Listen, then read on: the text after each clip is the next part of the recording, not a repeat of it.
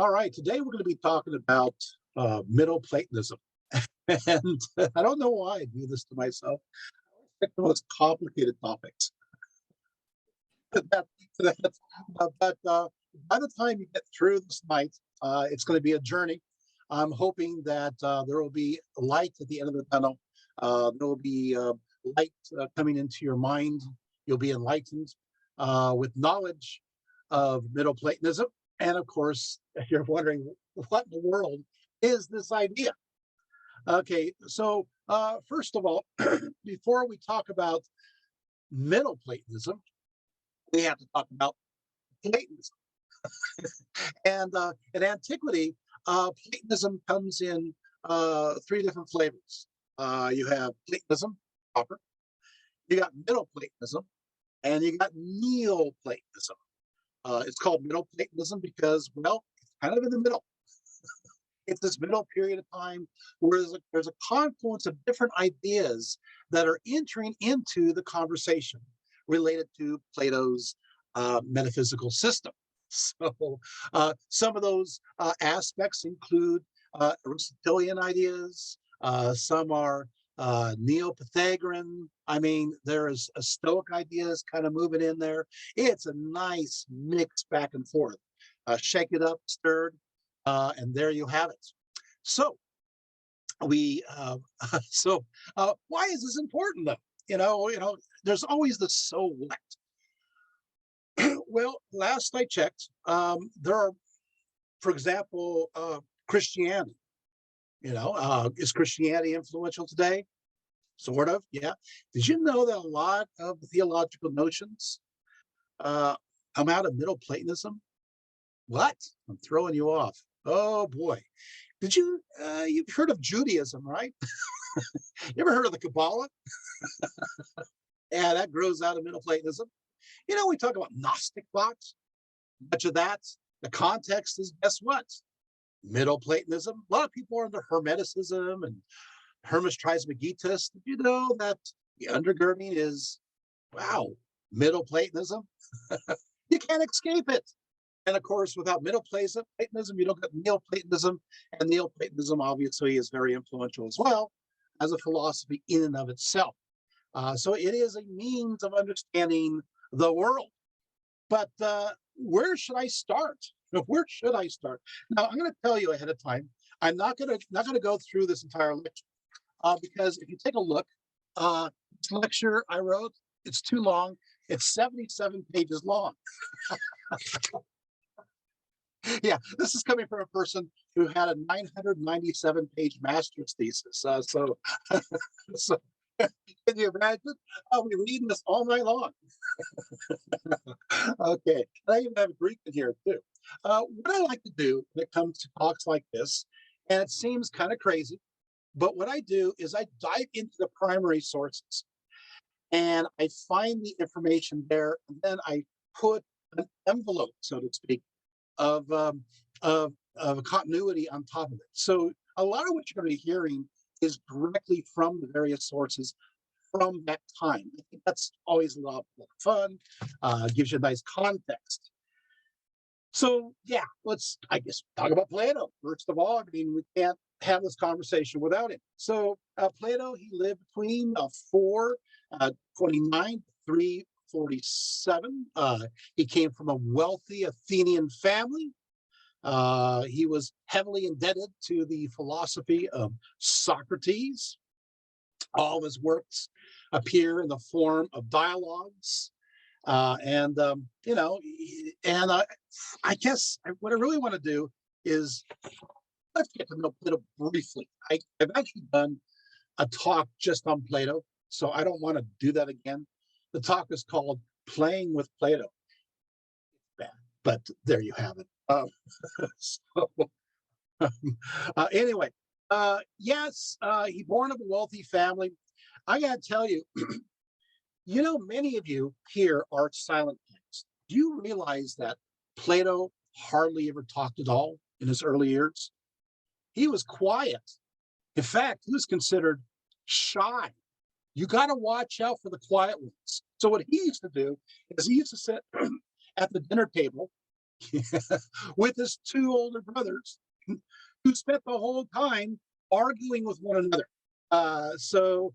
His oldest brother, Adeimantus, was a pragmatist. He's very materialistic in his viewpoints, and his second oldest brother, Glaucon, was, he was more carefree. He's the musician of the family. So what happened is the two would argue back and forth, and all Plato would do was sit back and just take mental notes.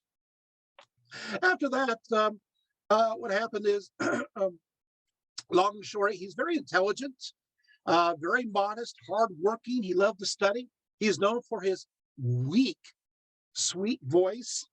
So that will change later on. And but basically, he was good at wrestling. Yeah, it's like, wait, what?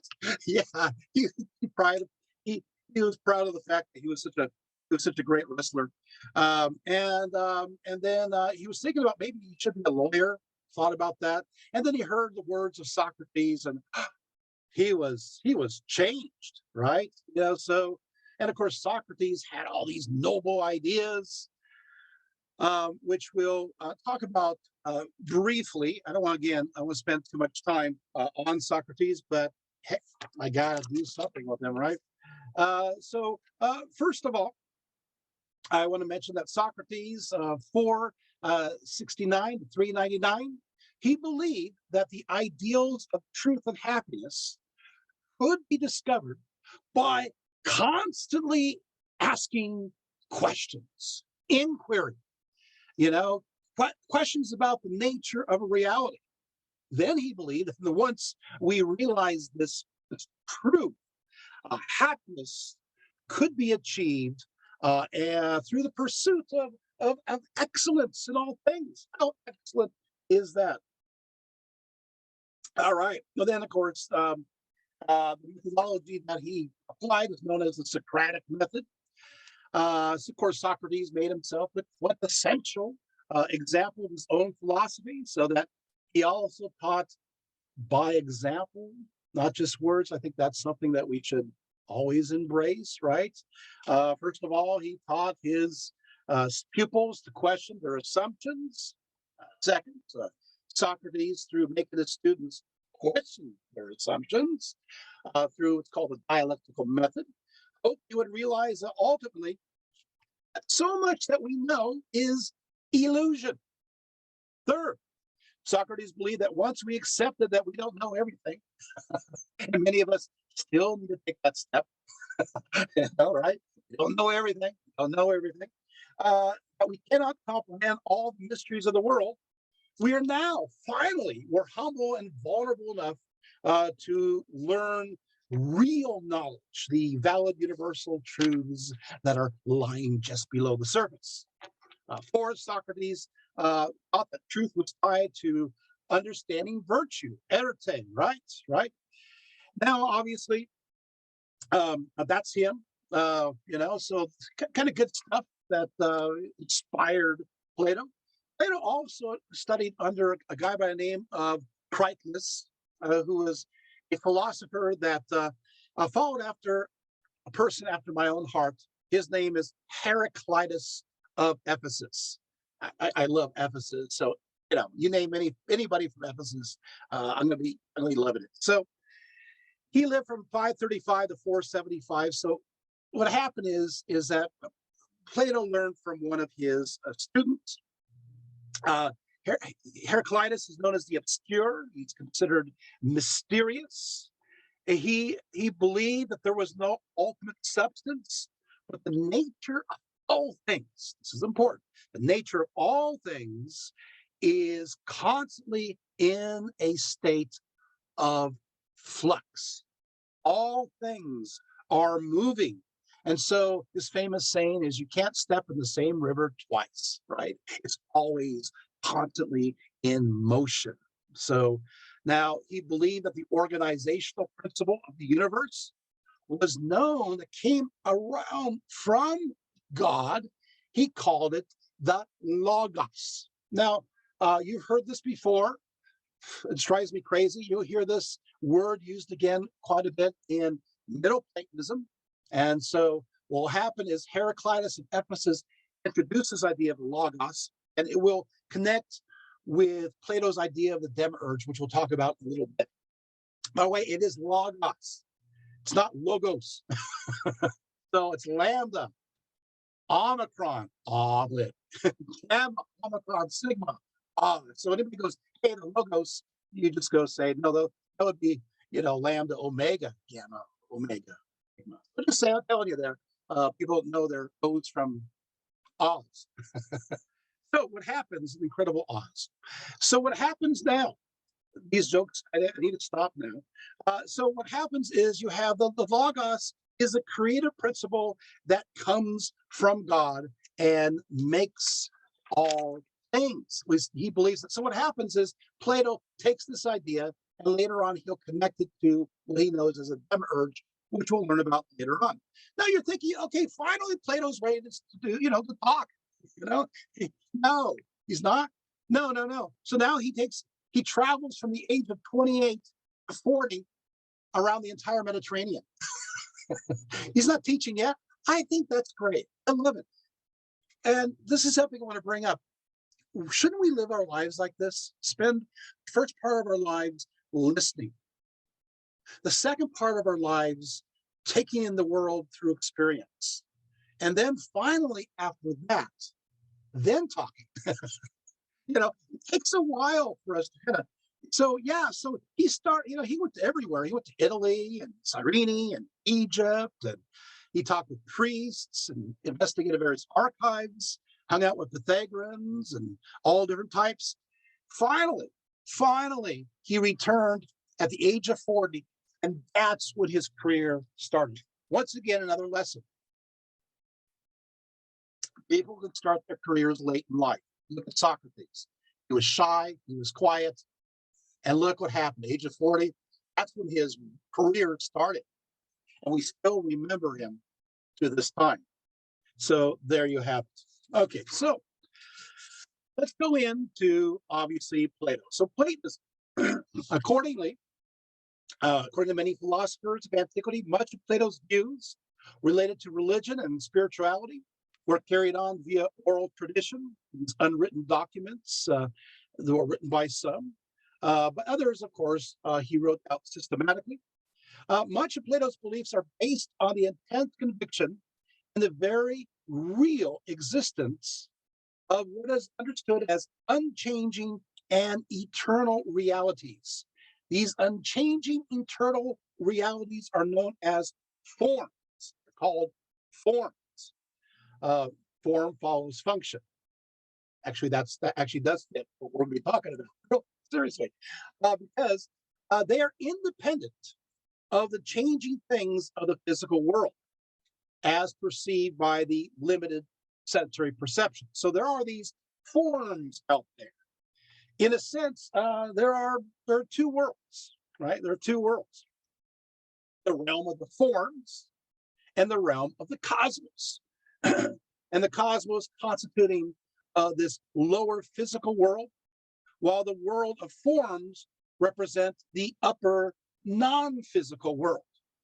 So the world appearing to our senses is in many ways defective. It's filled with air.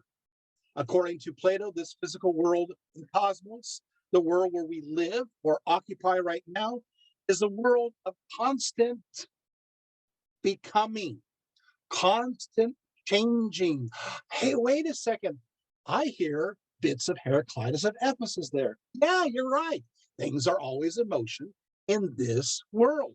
Hence, everything in this world, as he says in Timaeus, comes to be and passes away, but never really is. Once again, all things in the world comes to be and passes away, but never really is, because it's always changing. Now, the physical cosmos was created using the world of forms as the model or the ideal pattern. So, jokingly, if you have this ideal form and it's just like it's the ideal form of a banana, banana. This is the metaphysical banana. This is the form banana. this is really real. There will be copies of this in the physical world that are less perfect. I don't have time to bruise this banana. They're less perfect, but there's a whole bunch of these. You guys got it? So everything is based on the form. So, so this is the spiritual banana. This is the material banana. All right. So sorry, I thought that analogy would appeal to some people, but I think it's driving others bananas. Are you guys going to split now? So moving right along, just like Heraclitus's river, and just like this topic, maybe we're going to keep going. So what happens is the other world beyond the physical is the world of forms, which is more real and perfect realm, populated, as I said, by entities called forms or ideas. These are eternal. These are changeless, and in some sense pragmatic for the structure, character of the world. So we're back to this. So there is this form, and then you see how this works, and then they emanate, and then there is the function. See how this works in the physical world. See, form. Actually, it's function follows form, right? It's the other way. It's like, okay, hey, first we're kind of going backwards. We're going to see, because kind of we're getting these things together. We take a look, and so, but there's ideals out there. It's not just don't get stuck on the banana thing. But I mean, there's an ideal form or ideal of goodness, beauty, equality, bigness, likeness, unity, being, sameness, difference, change, changelessness, right? So you have these ideas there, right? For Plato, though, ultimately all moves into, from here, the one, okay, which is known as the monad, which is noble through reason, that can be attained by drawing upon the innate ideas that we feel within us. The one is both absolute and transcendent. Okay, it is the absolute good. In essence, then, Plato's physical universe, as reflected from the realm of idea, is still essentially good. There's problems. It's not perfect. Okay, so not perfect at all. In fact, there's a summary by Diogenes Laertius. He says, and there is, Plato, right? This is from that time. There is one created universe, seeing that it is perceptible to sense, which has been made by God. And it is animate because that which is animate is better than that which is inanimate. I think so. And this piece of workmanship is assumed to come from a cause that is supremely good. It was made one and not unlimited because the pattern from which he was made was one. And it is spherical because such is the shape of the maker. So, so the monad is kind of like, this egg here. So there it is. But the yolk is on me. So, and so it is spherical. And this universe basically is made in the shape of that. It emanates from that. Got it? Got it so far? So how did the cosmos come into being according to Plato? For Plato, the physical cosmos originated through the creator. There is a creator. That's known as the demiurge, which literally means craftsman.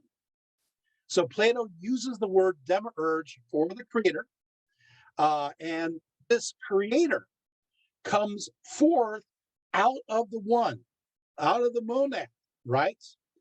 And it emanates. Just think of like you have the sun being the monad. You have the rays of the sun, right? And out from that sun comes this spark. And that's the creative spark, which is the demiurge, right? And so, and what happens is that the demiurge then takes these ideals, these patterns that are within the emanations of God, takes these patterns and boom, pushes it upon the material world, impresses it, and creates form in the material world. Does that make sense? So to speak, reality. Okay. So the realm of the ideals emanate from the monad.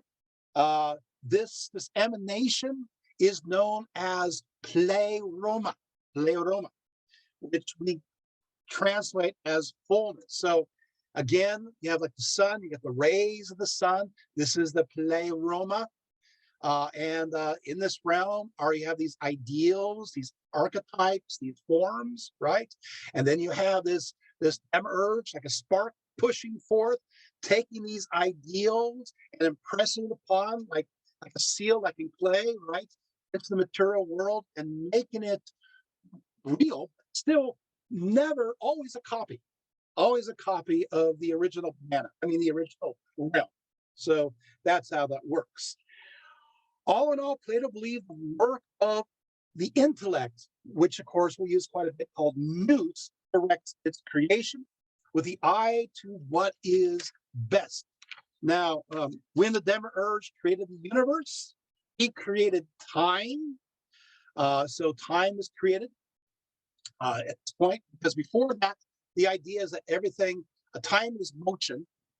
So before that, it's, well, we'll go to that because this is an argument that Middle Platonism will go into. So we'll hold off on that one. The Demiurge created 4 kinds of living creatures. You got the heavenly gods. Then you have the winged things, then water creatures, and finally you have the land creatures. The unique human soul is created by the gods as instructed by the Demiurge. And by the way, I will say this again, the word Demiurge, he gets from the idea of the logos that we talked about, Heraclitus of Ephesus. And I will tell you ahead of time that a lot of the Middle Platonists, they go, we don't like this word Demiurge. And so what they'll do is they'll go back to the word logos. Does that make sense? So the word Demiurge and logos are used interchangeably. I think it's interesting that Plato, he's following Heraclitus. Why did he change the word from logos to Demiurge? But a lot of Middle Platonists go back to logos again. So just for your information, it's the same thing. Okay. So now, as far as the human soul, the soul was quite separate from the physical shell of the body, of the flesh. And while the soul is in essence attached to the body, the circumstances are less than ideal. According to Plato, the soul is indeed immortal, a condition quite unlike the physical body, which would soon fade away into decay and non-existence. In fact, Plato believed that both the distinct intellect and the distinct personality of the soul goes on, and indeed that it didn't even exist beforehand. There's a whole bunch of stuff about the Plato talking about the soul's pre-existence, but we don't have time for that. So I'm skipping pages. We're on page 6 now, So now, but he does believe in the idea of the transmigration of soul, so roughly reincarnation. Plato's best description of how the soul operates, I do want to bring up, this is talked about later on. And this is the analogy of the charioteer, that a charioteer of the human soul drives a pair of horses. They're noble breed. Well, supposedly. Actually, the idea is the 2 horses. One horse is the intellect, and that is, of course, the white horse. It embodies the positive drives of passion, motivated by morality and rational thought to accomplish that which is good. So that's a good horse.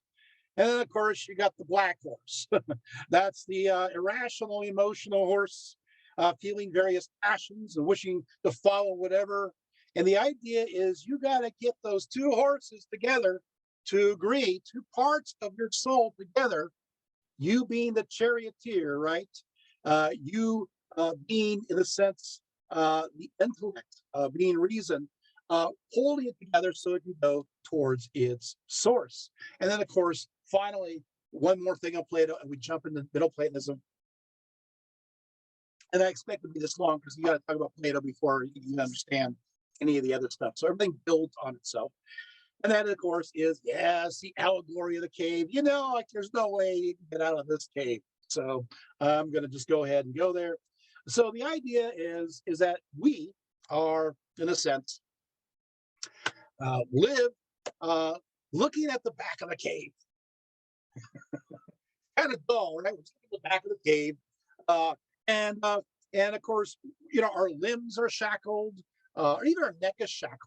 And all we see of reality, right, is the shadows that are cast on the back of the cave. You see, right behind us, a little ways, there's a little fire. It's like a little fire. And of course, what will happen is that right before that fire are these lower imitation forms. They're not the true forms, they're lower imitation forms. And they're kind of passing back and forth. Got it? So all we see is a shadow of reality. That's all we see, as reflected by this small little fire and these little lower forms that emanated down. That's all we see. So when we are enlightened, I hope it doesn't scare anybody. When we are enlightened, what happens is that we realize that realization, the shackles go away, and we turn around and we look at that fire. You know what? It's so bright. We're so used to seeing everything as a shadow. Everything is dark. Now, now it's like too bright, but our eyes get used to it. So then we go outside the cave and we see the sun, and the sun is super bright. It's blinding. We're in the outside world. I don't recommend looking at the sun, by the way. Don't take this as it is not good for the eyes, the retina. But the point is that and then you realize that the monad is the sun. It is the truth. This is an analogy, right? This is the reality. This is what really is real. Well, now what you got to do? Well, now that you know that what's really real, now that you have been enlightened, literally, right? Now it's like, oh, you got to go back into the cave again, because a true philosopher doesn't understand the truth and not share it. You got to go back into that cave. When you go back into the cave, Plato says you're going to stumble around like you're drunk because you're not used to darkness. And they're going to think you're strange, because you're going to say things that don't make any sense because you have seen something that they don't understand. And so they'll think you're crazy, off your rocker. Even though you are telling the truth, you have experienced reality, they won't get that. And of course, it says that they eat the guy and kill him. So, and of course, hence that's Socrates. But you also have this interesting dualism that's created, right? This dualistic idea that you have. So what happens? You have these gradations. So you have the monad, which is the light, and far away, the opposite would then be darkness. Does that make sense? The monad is good, the good, and so the absence of good. Life, death. Spirit, material. See how this works? See the dualism there, right? You go, wait a second, that sounds kind of familiar, right? Knowledge, ignorance. Hey, wait, this sounds like the prologue of the Gospel of John. Hello, you're waking up. Okay, so in the beginning was the word, oh no, the word's logos. Oh no, now already you're making connections. All right, you're saying, wait, this is, yeah, but it doesn't form during the time of Plato. Okay, so where do we go from here? Well, of course, Plato dies. I'm sorry, he does. And so the school goes on. And I got to tell you, it's really critical. I mean, they have a guy by the name of, his name is Sippus. I'm not kidding you. Speusippus. And he's a terrible, I don't like him. Sippus. And what he does, he rejects the entire form theory. It's like, why are you part of Plato's academy if you're just going to reject his ideas? But, hey, Aristotle's one of those too who rejected Plato's ideas. I still haven't forgiven him yet. I'll forgive Aristotle eventually. It's just a moody. So now what happens is that Speusippus, he asserted that one cannot have complete knowledge of anything without knowing every difference. And so, so there you have it. Then you have Xenocrates. I'm not going to list all these names, but they're a bunch of numbskulls. That's an academic word. Don't use that too much. But the academy's kind of going downhill from my perspective. You got Heraclitus, Eudoxus, Philip Opus. Of course, you got the renegade Aristotle's out of there. So now the Middle Platonist, sorry, so actually the Middle Academy, we're not going to be talking about that either. Well, I guess we'll start somewhere. We'll start with Philo of Larissa. Why don't we start with him? Because he's the last person of a group of skeptics who just kind of holistically reject everything. And now at this point, he was head of the new academy, and during the Mithridatic War, Sulla, in the year 86 BCE, attacked Athens and conquered the city, and actually destroyed Plato's academy. So that was a sad disaster. Plutarch notes he laid hands upon the sacred groves and ravaged the academy, which was the most wooded of the city suburbs, as well as the Lyceum. With the academy destroyed, Philo of Larissa left for Italy. He went to Rome, where he did various lectures. And what he taught, of course, is that there's nothing, again, certain within reality. And he was another skeptic. Well, here we go. We now have the very first Middle Platonist. Ta-da! You realize 40 minutes in, we get to the first Middle Platonist. His name is Antiochus of Ascalon. I've been to Ascalon, by the way. Pretty cool place in the Gaza Strip. Lots of cool ruins. But I digress. He lived from 125 to 68-ish. Actually, what happens is this. He is considered the very first Middle Platonist. He was born in Ascalon, as I mentioned, and Antiochus was a student of Philo of Larissa, but he disagreed much with his teachings and the general nature of what's going on with Plato at that time. I like this. He basically says to Philo of Larissa, he says that, by the way, Philo of Larissa, you declare that you asserted that nothing can be asserted or to prove that can be proved, but you're asserting that nothing can be proved. Isn't that an assertion? Aren't you contradicting yourself? How can you assert that? you are, you can see where I'm going with this, right? Yeah, so you're a hypocrite, you know? So Antiochus believed the followers of Plato had lost their way. And so what he taught is that he professed that, here it goes, that the mind itself was beyond the physical realm. That the mind itself was beyond this physical realm and can discern between truth and falsehood. So that while through the senses, nothing can be known, through the mind, which connects to the ideal realm. Remember those ideals I talked about? Through that, truth can be distinguished. So he's pushing in the idea of the nous, the mind connects to the realm of spirit. It's not just meat in the head. You're not a meathead, right? It's not just mush, right? Gray matter. There is something that transcends it. It's mind, and that's a metaphysical aspect. And that connects to the spirit realm. So maybe the senses don't work, maybe, but there's more going on here. He is influenced by Stoicism. So he does say, you repress the emotions and the passions and so forth, yada, yada.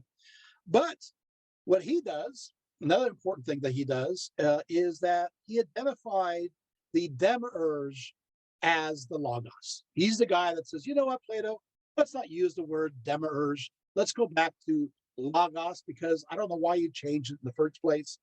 And so as a result, the demiurge of Plato becomes logos.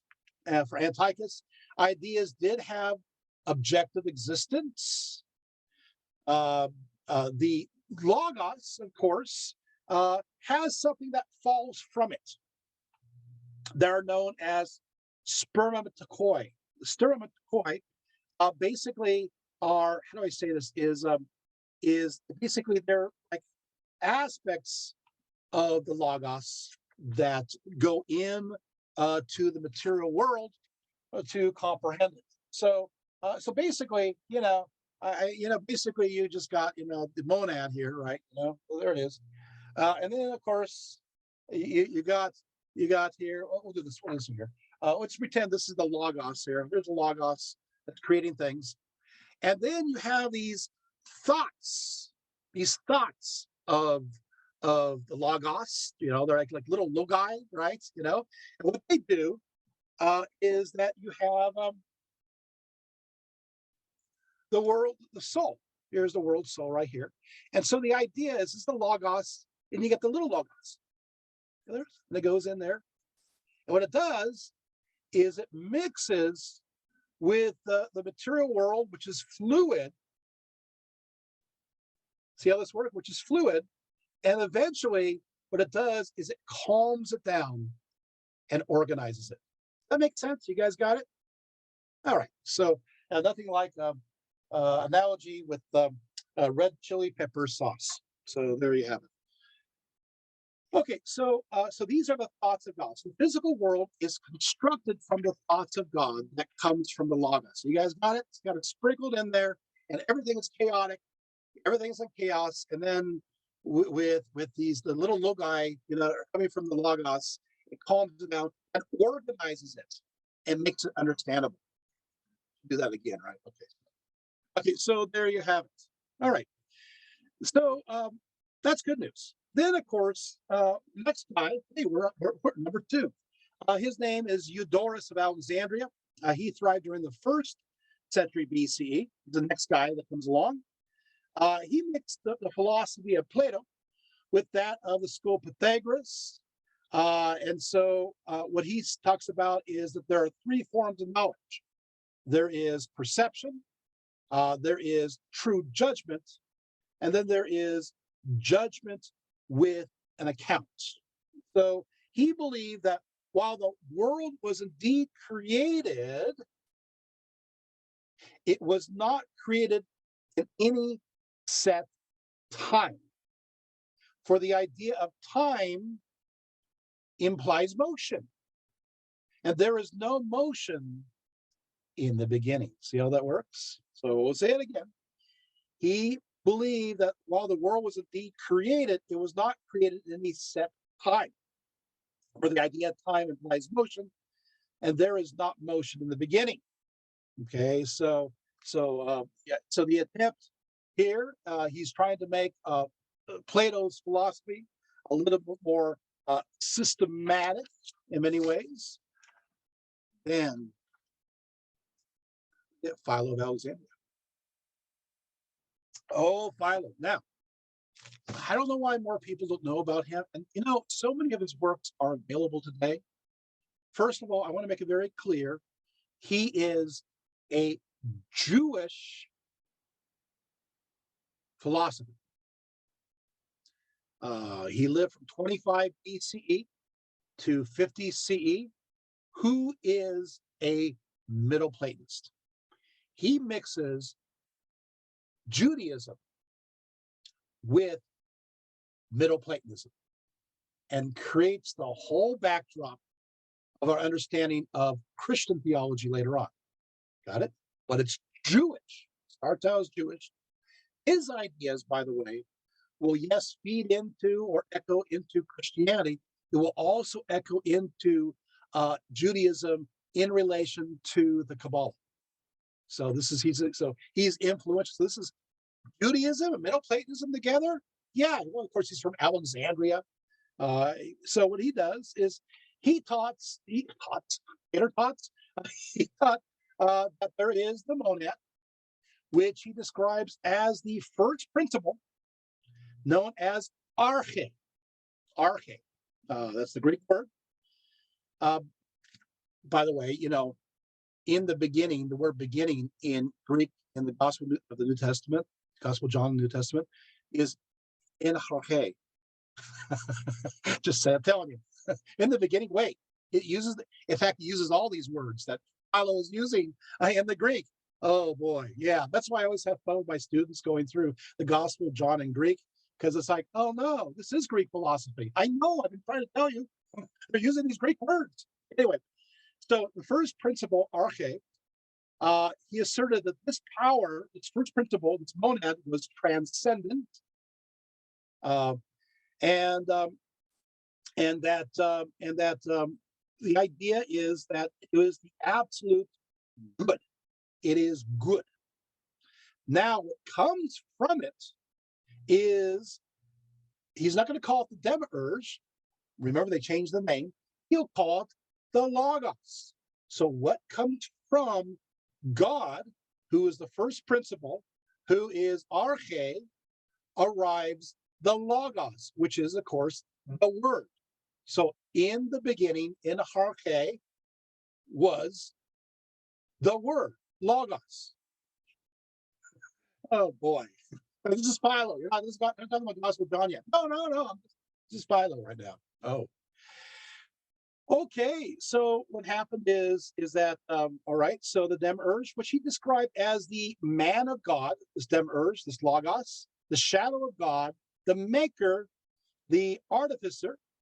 And so what happens is that Plato states that the agent of creation was the demiurge, maker, and of course, he's makes sure, Philo says, no, it is the logos. It is also the mind of God. So you have the monad, which is connected to the invisible, intelligible world, which is the mind of God. Okay, so this is the mind of God. And then you have the logos, which uses the pattern of the intelligible world and takes those ideal forms. We'll just say that this is the logos now, takes those ideal forms and organizes it within the emanations of the pleroma. You guys got it? So, yeah, now you can't see the egg there. I'm probably going to break the egg, but there's the egg. There's the logos as taking these forms, right? That, of course, these forms that reflect, right? The monad, right? Are you seeing this, right? You guys got it? And what happens is that this emanates, I know I'm going to break an egg, but how else can you make the world so omelet? And then from there, right, you have the material world. See how it reflects? See the forms here? See the material world reflecting? And it creates the demiurge, of course, which is the logos, creates order to this chaos. It's order. Oh no, it's chaos. Oh no, it's spill over minutes. And stills it out and organizes it. I know it's a poor analogy, but hey, you're getting the picture, right? Seeing how it all works together. Okay, moving right along, maybe. Philo, of course, believed that that there are a literal meaning to the Bible, but also the allegorical interpretations yielded deeper, more profound understandings of God. So the idea is that the words, even in the Bible, it has its material understanding, but then it has its, see how Middle Platonism is working? It has its deeper leveled idea that comes from above, has a deeper significance. So there it is. So he says that we see the invisible, in this case, through the visible. So these stand as representations, like archetypes. And he says it's important for us to actually gain a vision of God. I think this is important again because what happens is that Philo really does get into mystical, ecstatic religion in connection to connecting with God. And so it becomes, and so this idea will go into so many ideas within the Kabbalah. Of course, we'll see it later on, the mystical ascent. We're also going to see it in Middle Platonism, and we're also going to see it in Neoplatonism. So Philo really does work on this area. So for Philo, mysticism is all about how he calls sober intoxication. And he says, of those who are God possessed. He says, at that moment, grace fills the soul. I'm actually quoting him. The seeker now, the receiver, he rejoices, he smiles, and I love this. He dances because they are possessed and inspired. In fact, he said they appear to be in a drunkenness and crazy and besides themselves. He said the soul is stirred and goaded, as it were, in ecstasy. The body is also flushed and fiery, warmed by an overflowing joy from within that passes on the passion to the outer person. So this is pretty cool stuff. So he said you can connect, your soul, right, which is connected to the spirit, which is connected to the upper realm, right? You can experience this mystical ascent. So there you have it. So he says, in fact, that the soul, or actually the human mind, constituted a, quote, inseparable fragment of the divine logos. It's like another spark. So we have a spark of the divine logos within us. So he says, but we should seek to have or find the oneness with God. Philo himself claimed to have entered into such mystical states via his constant study of the Torah. Philo imported especially Middle Platonism into Judaism. And so you have the idea of God. You have the idea of what's called the noetic cosmos, which is the intellectual universe. And then, of course, these are the forms that I talked about, the shapes. And this is all within the mind of God. And then you have these powers that are within the mind of God. And there are three of these powers. So these three powers that help create the universe, first of all, you have what is called the goodness, and that's God's creative power. Then you have his authority, which is God's regent power. And then they're both brought together with the third power, which is the logos, which is then pushed into the material realm and organizes it. But he does say something else. He says the connection between this monad, this God above, and the logos is much like God, who is Father, and logos, who is the Son. Wait, this is not Christianity. No, this is before Christianity. You got Father, Son already? Uh-huh. Oh, no. You guys love this already? Yeah. Okay. So there you have it. Now, Middle Platonism then jumps in to the backdrop into Christianity. Most don't realize that much of the Christian view is connected to Platonic ideas. I'm going to go through this really fast because I want to jump into other areas. But let's take a few here. First of all, Plato defined the monad, the source of all, as the good. And of course, by the way, that's the same thing in the New Testament. God is understood as the good. And from that ideal creates the pattern for all things to follow. That's the New Testament. Second, the good universe was created not directly, but indirectly through mediators in the spiritual realm and through a mediator, the demiurge. This, of course, this idea we see in Judaism, right? The Ruach, right? The breath of God, right? The Shekinah, the Shokmah of God. But you also see this, once again, in Hellenistic Judaism, which, of course, is the Logos. And this idea goes right into Christianity. Third, Plato believed the monad manifested from itself the ideals or images that reflected him. We see this talked about throughout the New Testament. Even Paul, the epistle of 1 Corinthians states, for now we see in a mirror dimly, but then we shall see face to face. Now I know in part, but then I will fully know, this is as I'm fully known. Or Matthew, therefore you are to be perfect as your heavenly Father is perfect. Ideal, form, imagery, mirror image, you guys got it. Fourth, in Platonism, God is viewed as the light of spirit, which from all reflects in opposition to darkness, the material world. We see this in Gospel John, 1 John, so forth. Fifth, according to Plato, this physical realm was made by God, but in time became corrupted This is also the Christian worldview. 6, borrowing from Orphism, Plato taught that humanity then received two natures, a Titanic nature and a Dionysian nature. The Titanic nature was innately disorganized, could be understood as evil. That it is the body is, in a sense, the prison for the soul. Guess what? That sounds pretty Pauline in Christianity to me. 7, according to Platonism, God or the first God cannot be seen or apprehended by the senses. Hey, guess what?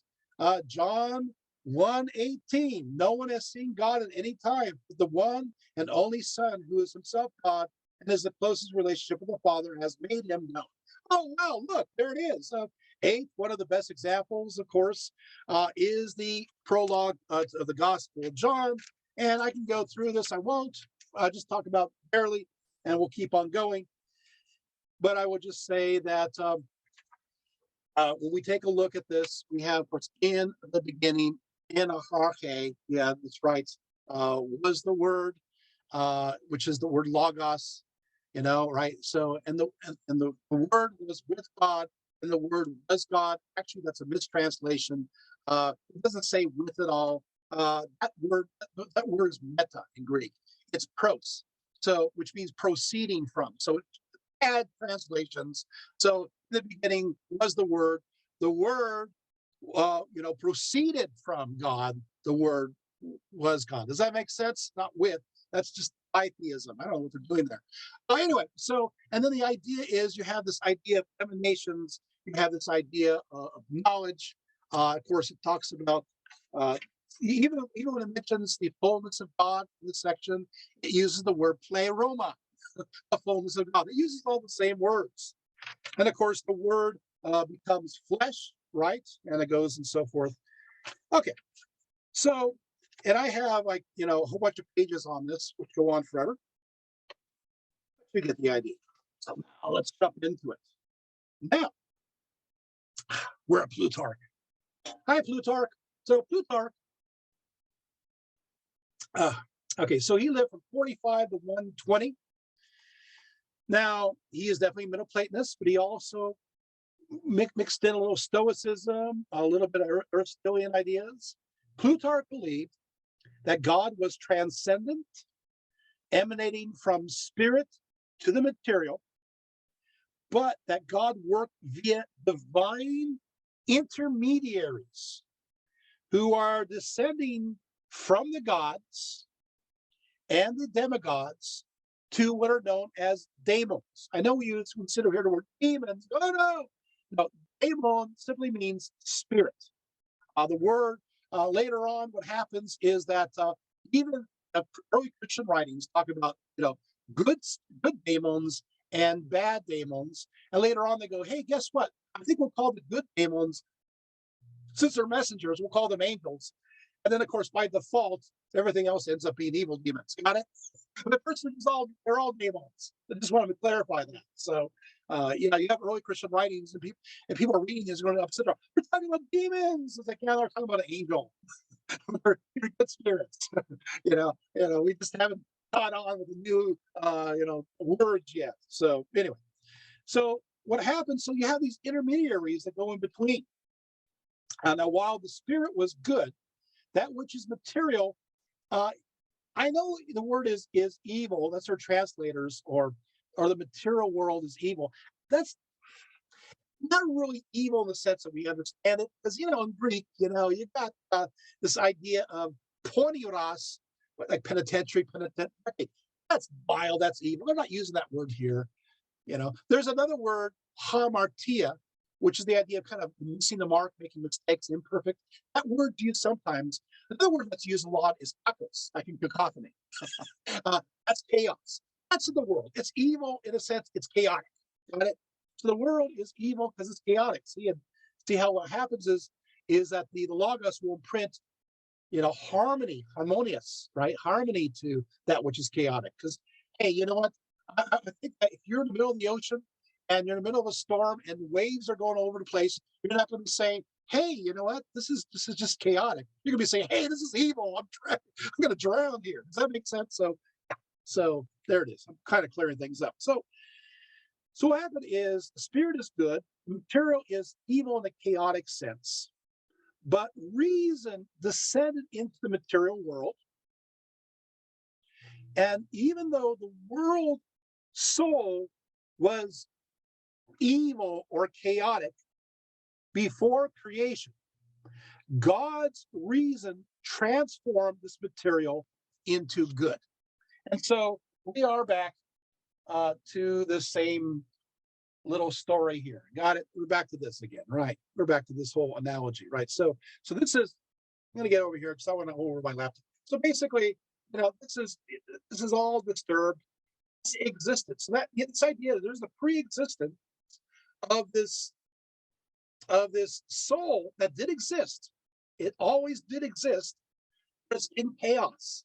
At a certain point, the monad arrives, emanates, and through the logos stills the sea and puts order to it. Got it? So, but now we have another problem though, and that is, wait a second.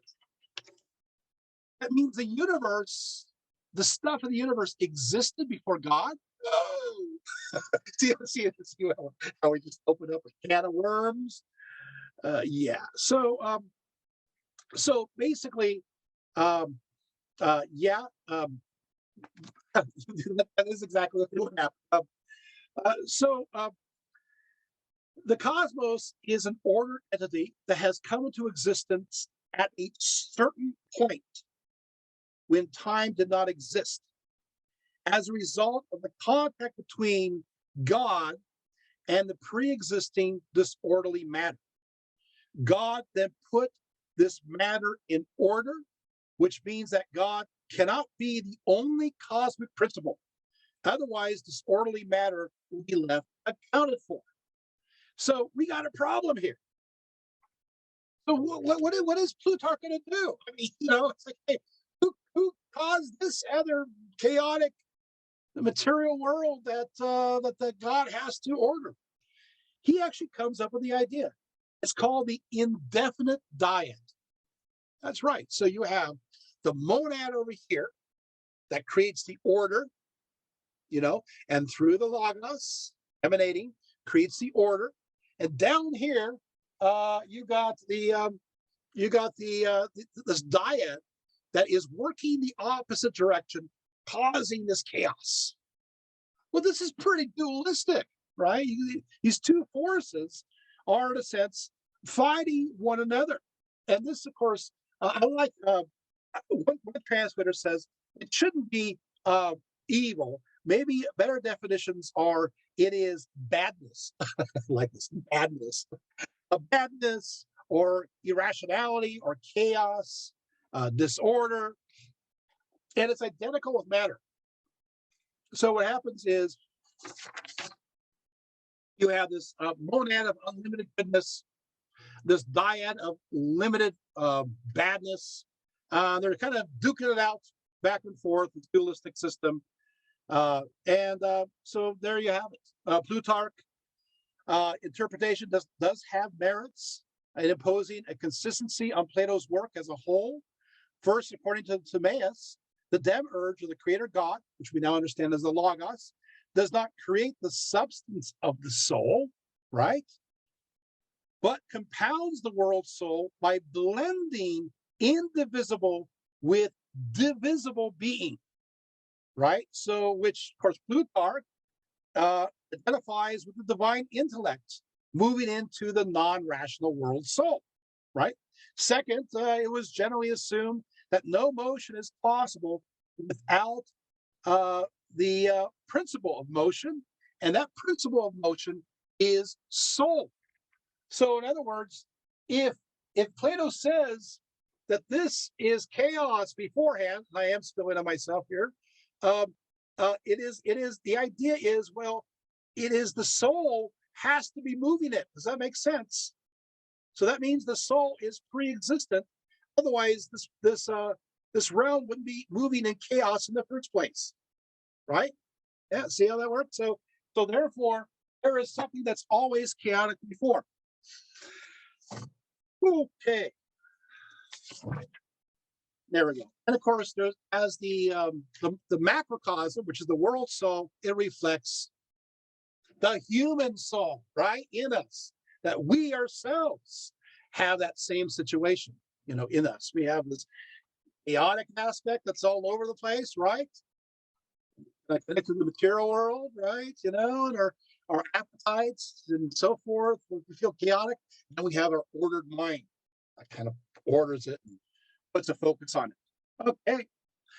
Now, of course, we have some more problems. If God is accountable, for all aspects of the world soul, he cannot be good, right? Because how can it be good if the world soul is in chaos all the time, right? So, okay. And if God is God, but he has no control over badness of the world soul, he cannot be all powerful. This is right. Hey, these are the big questions they ask you in philosophy class. Well, apparently they ask the same questions back in Plutarch's day. So how do you answer this? He says, well, the Stoics maintain the idea that God is in charge of all nature, but I say to the Stoics, that'd be good. The Epicureans, obviously, have the idea of God having this control, and obviously there's evil, so that cannot be. So he's kind of fighting them. So what he says is that God does intentionally limit himself. God intentionally limits himself because he is of something else other than the material.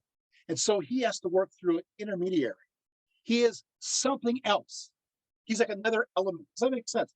It's something else. You can't mix that something else until it gets diffused by something that has an aspect of him, but not him directly. I hope that makes sense, right? You see how that works? So there has to be, so what he does is that God will then work through an agency. That is the answer. And I think it's interesting because Christianity has the agency as Christ Logos, right? You don't have God the Father coming on down, right? You have Jesus working through the agency. So Plutarch is having the same idea, although a lot of them are contemporaneous to each other. The first stage of creation is that God imparts his own intelligence and reason to the pre-cosmic non-rational soul, making it partly a rational being, but he works through an agency, which of course is the Logos. And so what will happen as a result of this Logos, you'll have, it will become homoousios, which will become harmonious. So the world soul, although does not become completely harmonious. So the thing is, everything's always in flux. And so what happens is that the Logos organizes this universe to a certain extent, but you still have this dyad welling up, creating constant motion. So it's never fully still, got it?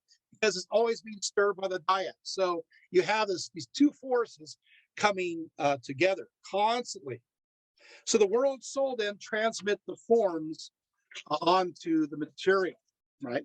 Now, the precise role of forms of Plutarch's interpretation of the creation, we have the two, the upper world soul, the lower world soul, but we're not going to go there because we're trying to keep things straight. But I want to mention this, that the Demiurge, he does something interesting. The Demiurge, who is the Logos, he says, which is the divine intellect, he calls it Osiris. Yes. And he says the thoughts of Osiris, which of course are the logoi, right? So you have the Logos, which is Osiris. Logoi gets pressed into the cosmic soul that is the positive upper form of the cosmic soul that emanates down, right? And this is Isis. So you got Osiris and Isis put together. I think that's kind of cool. Osiris is identified with the good itself, to which Isis always inclines, offering herself to be constantly impregnated. with creating. So the two, male and female, work together, the male aspect and the female aspect. And so, of course, obviously, Osiris is then both the intellect and the logos that's present in the world soul, the upper world soul, which is Isis, that moves into the other material realm, which is all this mixing bowl that I just described.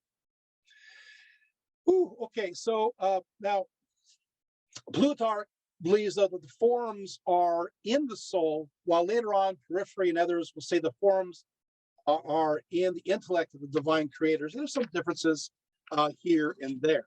Okay, so we're almost done with Plutarch, but I think this is very important to take going in because he's one of the biggies here. If God cannot dominate the non-rational aspect of the soul in the universe, is he a failure?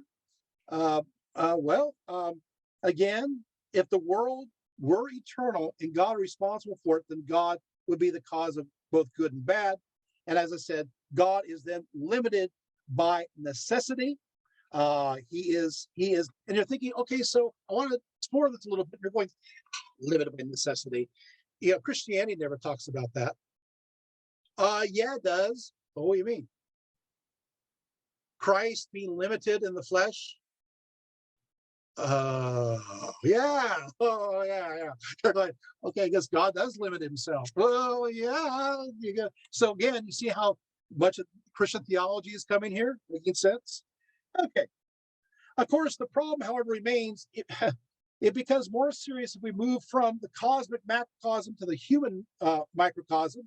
If disorder, non-rationality, and badness are cosmic forces producing what is bad in the world, the question is how they relate to the bad or vice caused by humans. Plutarch distinguishes three causes. So we have three causes for understanding these kinds of ideas. First, why things happen. We're asking the question, why things happen? And this is a big question. Well, he does say some things happen because of fate, and that comes from God. Right? Some things happen, it comes from fate, and that's from God. Some things happen by chance, and that arises from the non-rational part of the world soul that's connected to the dyad, right? That's chance. Got it? So you got fate from God, and you got chance from this dyad that connects to the lower part of the world soul. What's the third? I love this one. Ourselves. What? That we make our own decisions. So when people are fighting about, is it free will? Is it predestination? Plutarchus says, yes. It depends on the situation. I love that. That is ingenious. And I don't know why that is not talked about more often. We're so monolithic in our viewpoints, saying it's all this or all that, when it becomes gradations, especially if you have Plutarch's ideas of these two forces, and we're caught in between these stated ideas and, of course, these ideas that are having big chance as chaos, and we go, hey, wait, we also have control. We've got those two horses, and we can focus on that black and that black horse in, white horse straight, and head for the cosmos and get out. Hope this helps, right? This makes sense, right? So there you have it. Okay, so he does talk about the first God, which is unity and simplicity, but he also talks about all these divine beings. He does talk about the fact that God is beyond everything. He's Pantos, beyond all. All right, so he does also talk about the idea that there are daemons in between. There are these spirits who are by nature on the boundary between gods and humanity. In fact, what he does is he has this realm of God, and then below that, he has the realm of the gods, and he mentions specifically the 12 gods of Olympus, right? And then he goes, and below that, you have the visible gods of the celestial areas, the planets and so forth, and then you have the daemons, and then you have us. See that? So there are in-betweens. So for him, he believes that there's an actual goddess Diana that is situated there in the universe. He believes there's an actual Apollo that is there. He believes that they're there in a certain level. And then there's messengers that go further on down, but from the one. Okay. All right. Well, I got pages and pages of this. Let's keep going. We'll go to the next guy, right? But I thought he was important to go through. Theon of Smyrna. I want to bring him up. We're going to go a little bit over, so I apologize ahead of time. So I'm going to go over time. So, but I want to get a few of these in here, though, because this otherwise it's become a talk on Plutarch. But Theon of Smyrna, 100 CE, he creates the math. He's a Middle Platonist. He creates a mathematical introduction to Plato, and he applies Plato's ideas to math, to numbers, to instrumental music, and yes, to the music of the stars. In fact, he quotes Alexander of Ephesus. I'm going to love him. He assigns specific pitches in the chromatic scale to each planet, and this idea will continue on. So basically, each planet has its own pitch in tonal music, and they have 12 different pitches, each one. So it is the music of the stars. And so I just kind of thought that was pretty. So, next guy is Gaius, who we're skipping. Poor Gaius. We don't know much about him anyway. Alchemists. Alchemists, I have no choice. I have to talk about him. He wrote a handbook guide for teachers on Plato, on Middle Platonism, and all 36 chapters of this book survive. He wrote a how-to book on Middle Platonism. I don't understand why people don't teach about Middle Platonism when somebody spent the time to even write an entire book on how it's to be understood. I have, of course, excerpts of this book right here, which I will be going gently through. Of course, he obviously has the major division, tripartite division of the first God, ideas, and then the material world. He says, since intellect is superior to soul and superior to potential intellect, there is actualized intellect, which cognizes everything simultaneously and eternally. I want to stop there for a second. So you have, within the mind of God, you have this potential intellect, potential nous. Then, which is of course this knowledge, this mind. And then what happens is God, the first God, ignites it, and it becomes the actualized nous. And when it becomes the actualized nous, it understands everything in the entire universe. This is good. Simultaneously and eternally in both directions. Now, I gotta say, that's pretty amazing. That's idea. It's like, man, everything is understood at once. Whoa, right? I mean, whoa.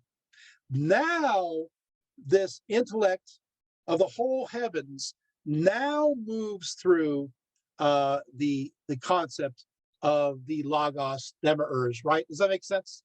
And then translate it into the material world below. I just love this idea.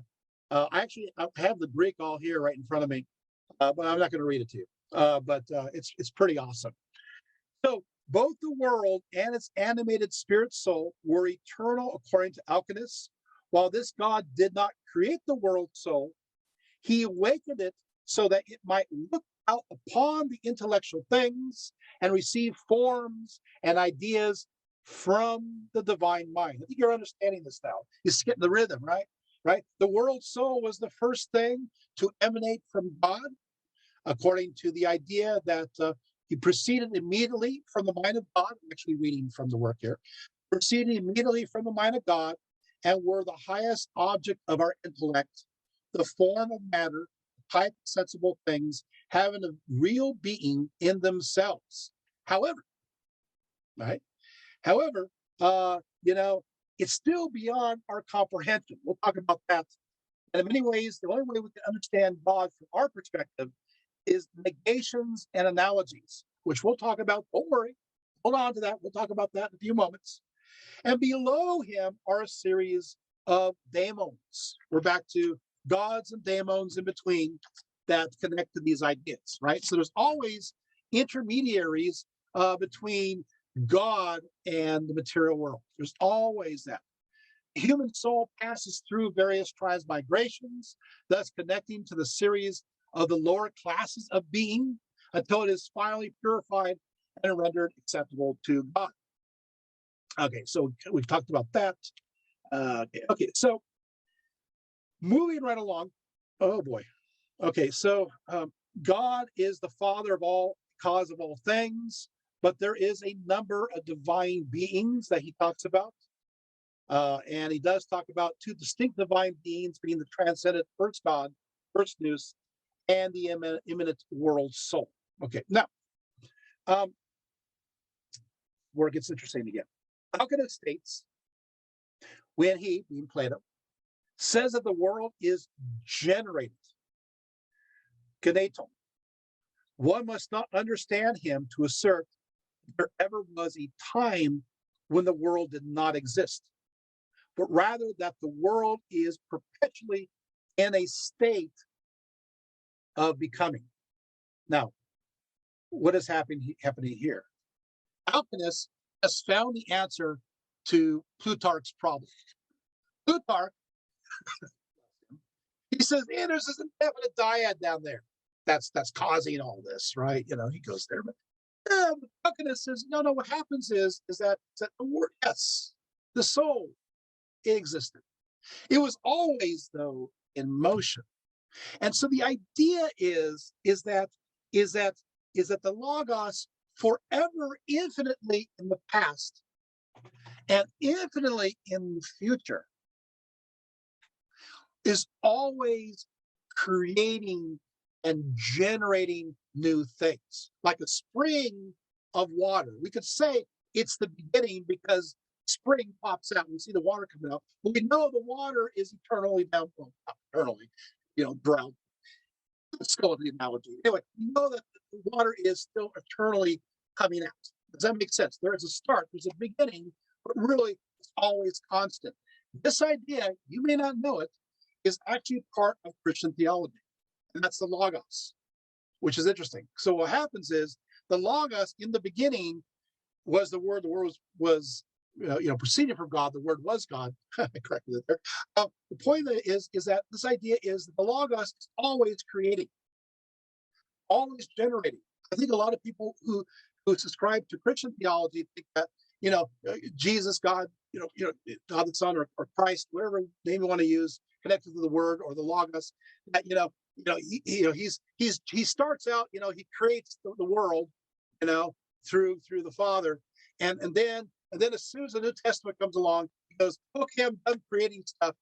I'm changing my hat, and now I'm just like the Redeemer now. I'm not going to be doing that job. No, sorry, no. The idea is the job continues infinitely on into the future. Also, the idea is infinitely, into the past, which means that there's worlds before this one. Ooh. Anyway, that's Christian theology. And yeah, early church fathers talked about all this, but we don't because we don't read Greek. Anyway, so moving around, is this fun? You guys, so always becoming, always. So God does not create the soul of the world since it existed eternally, but he brings it to order. And to this extent, he might be said to create it by awakening and turning towards himself both its intellect and itself. But however, he has done this forever in the past. So it's always being stirred up. But there's still a negative notion there, because it has to be, stirred up and also harmonizing it. So he's stirring it to life, but he's harmonizing it, as opposed to if he doesn't stir it to life, and harmonize it, it's going to go the chaotic way, which we don't want to have. So there you have it. So the cosmos is here to be thought of as ever emanating from the eternal, immovable being of God, who by some kind of constant overflowing causes the world to be perpetually in a state of becoming. So if God is taken away, the world will disappear. Its dependency upon the first God is complete and essentially the same as that of the world itself.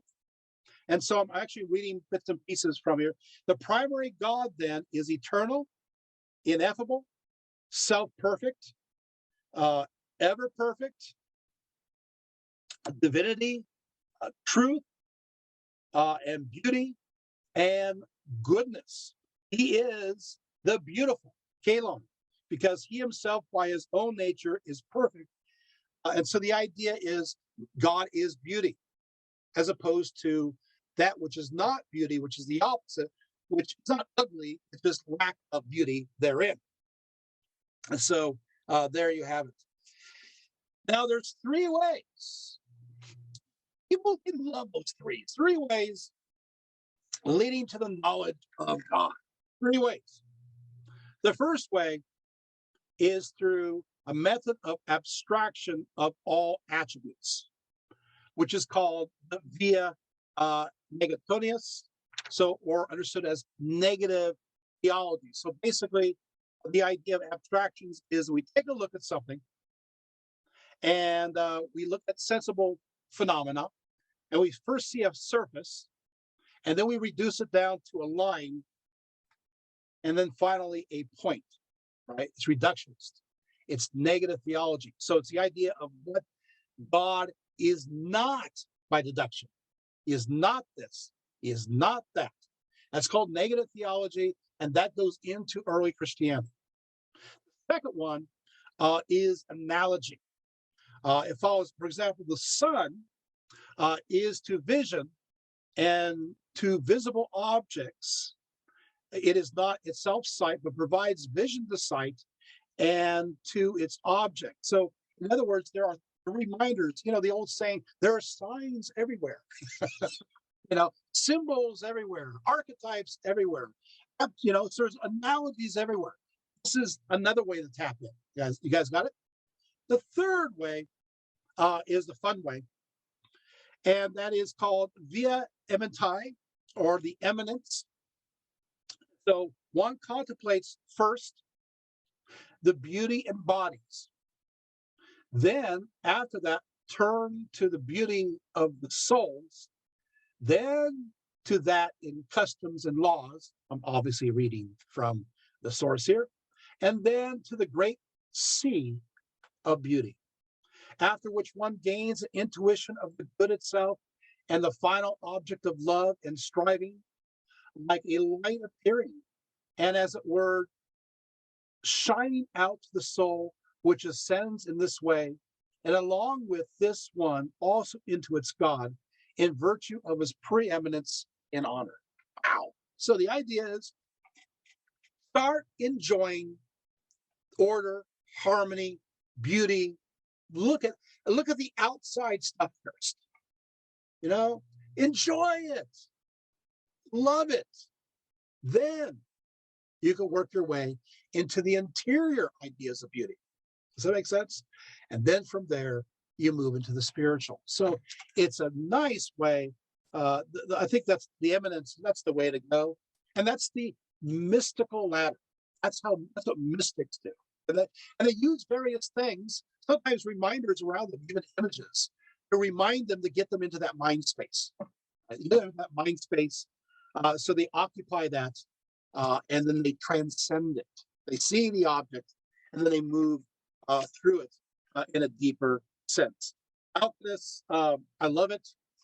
He is the basis for Eastern Orthodox thought in Christianity and early Catholic thought. We are now at Numenius.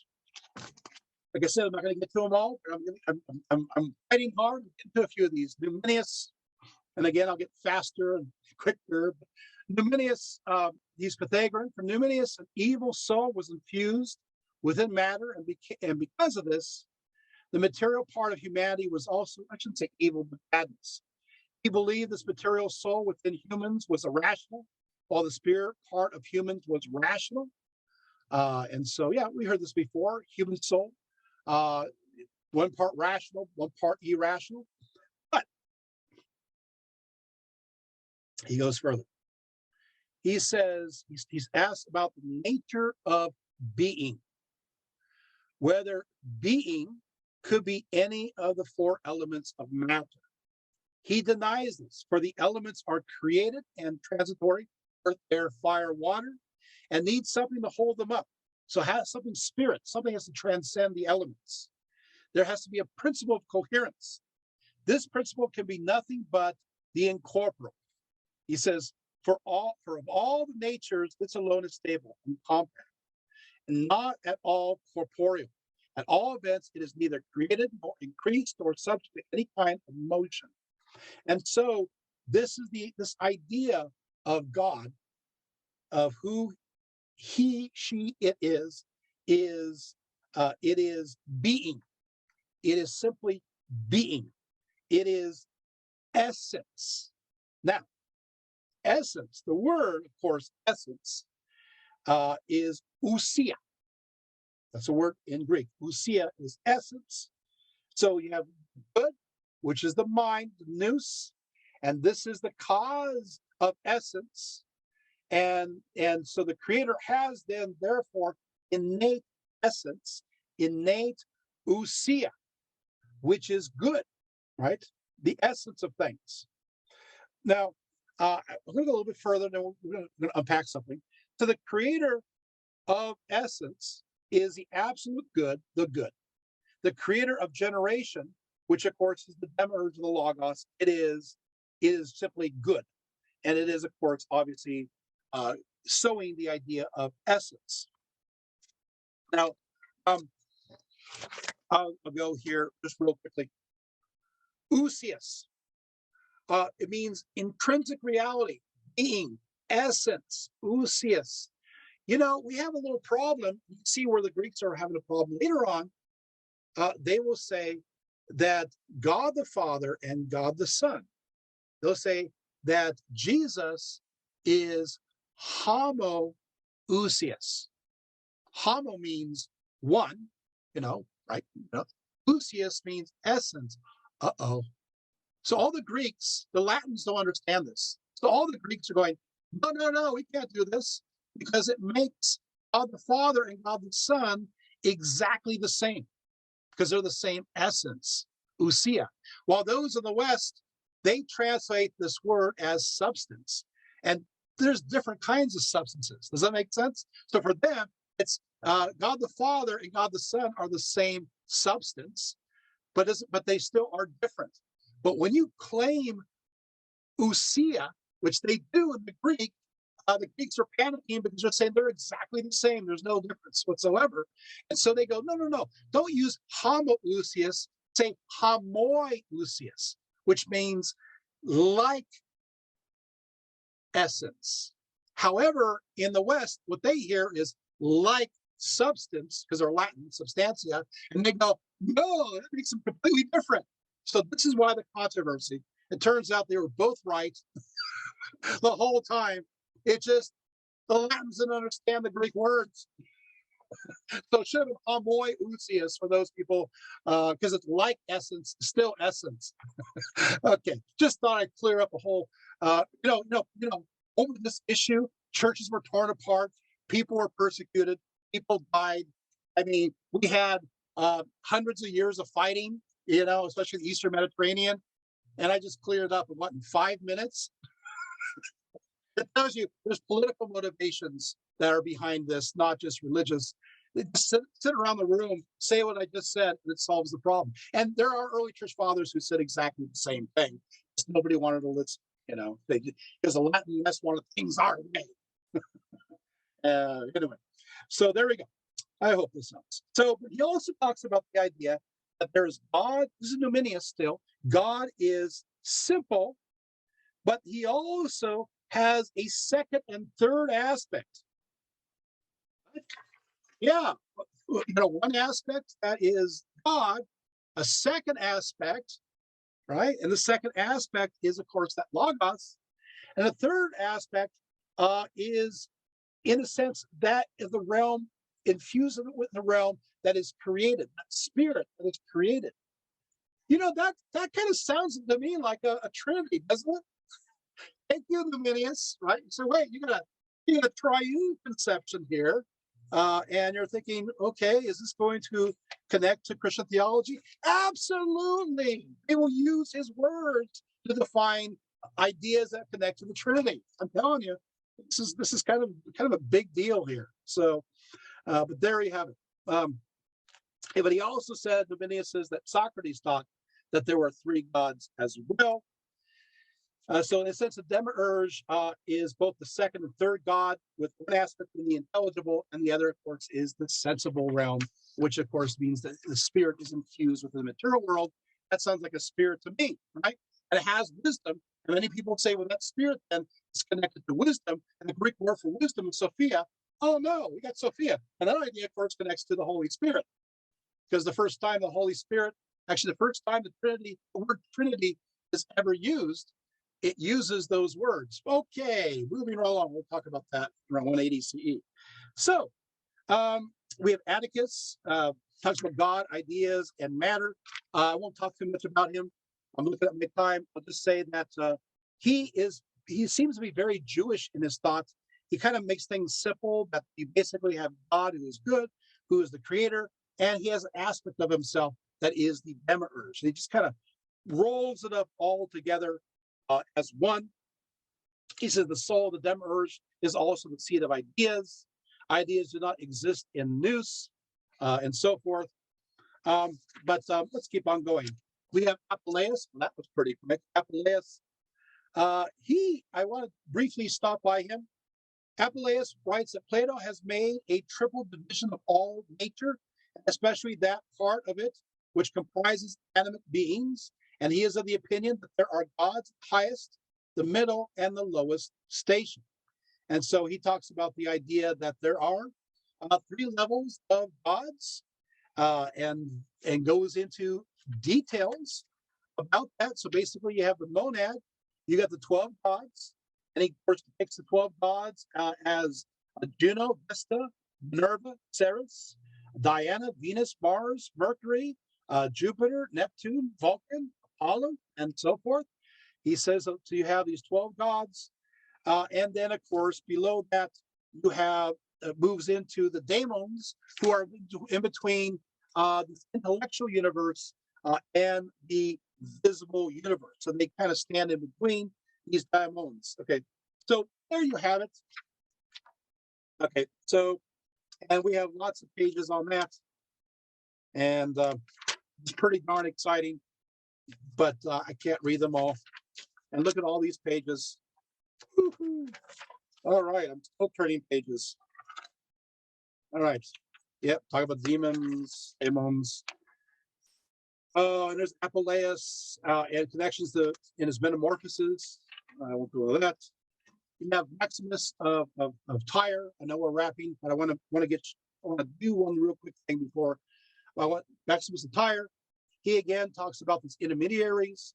He says there are not only 30,000 gods, the sons and friends of God, but the multitude of divine essences is innumerable, partly consisting of the natures of the stars in the heavens, and partly of a monoclal essence in ether.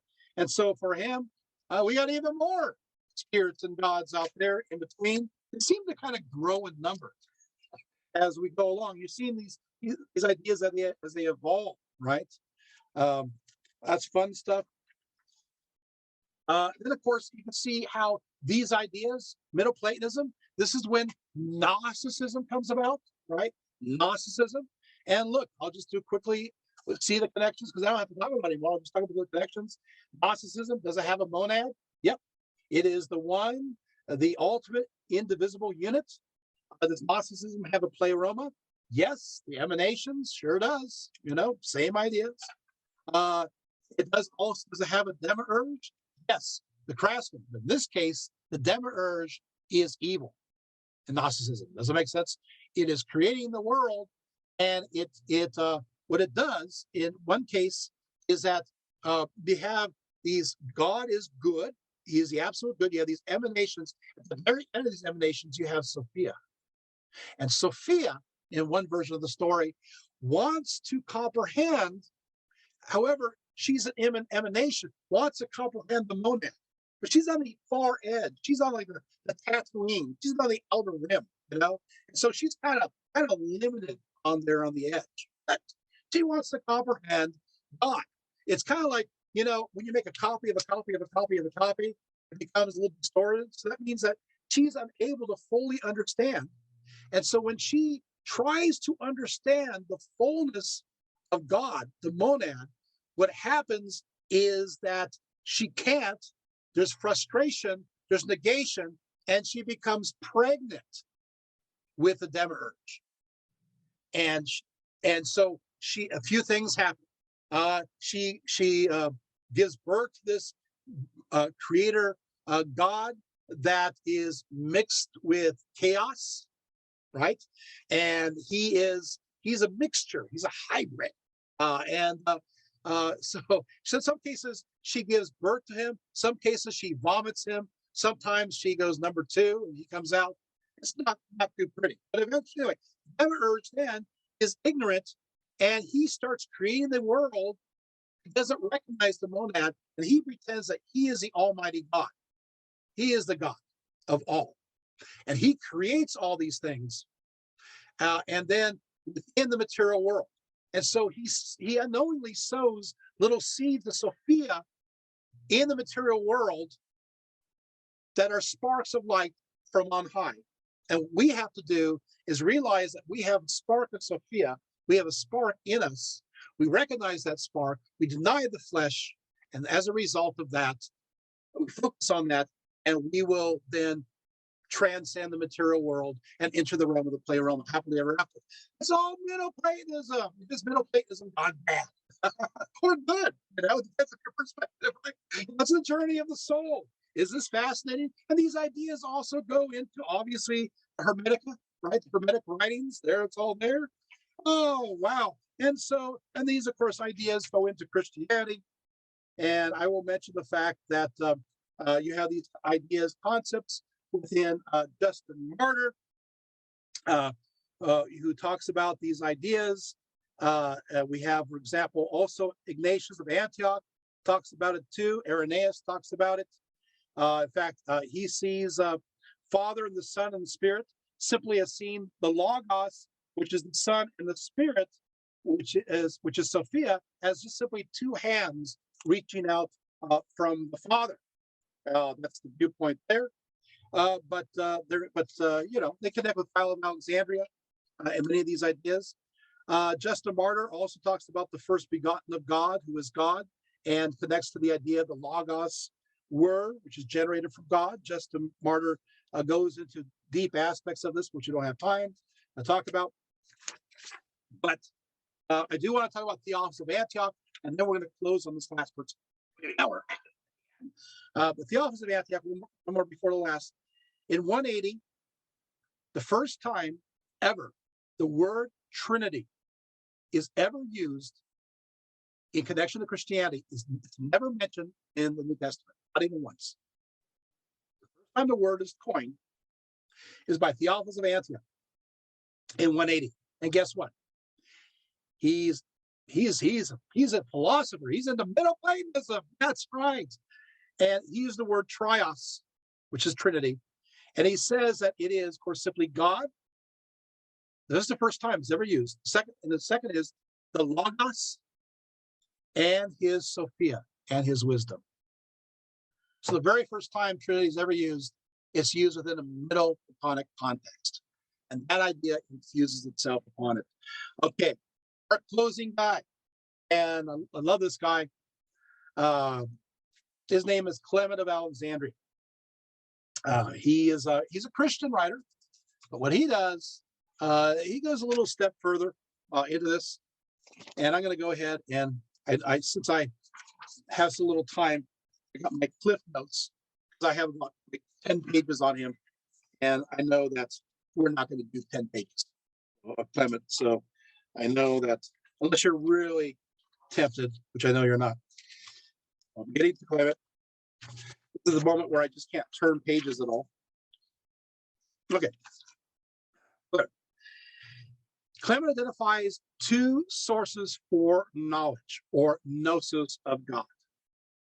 First, knowledge is brought to illumination through revelation, often through Jews via the Old Testament.